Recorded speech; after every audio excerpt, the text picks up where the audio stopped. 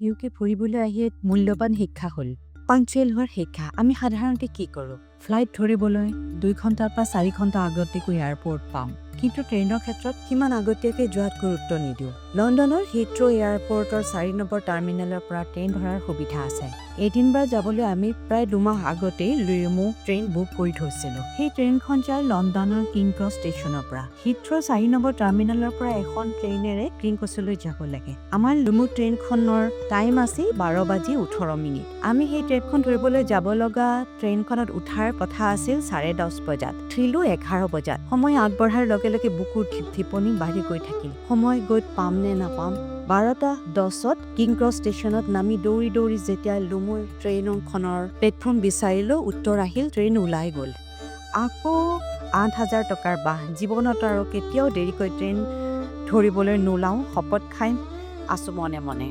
সময়ত station master লগ ধৰাৰ সমস্যাটো কলত ট্ৰেইনত উঠি ল'ব দিলে। খালী থাকিলে বহিব পাৰি। 4.5 ঘণ্টাৰ জাৰ্ণি। পিছত যেনিবা 2টা ছিট ওলাল। কোনো অতিৰিক্ত টকাও দিব লগা নহ'ল। এখন ট্ৰেইন মিছ কৰিলে আন এখন ট্ৰেইনত আমি আমাৰ দেশত বাৰু ভ্ৰমণ কৰিব পাৰিলোহেঁতেন নে?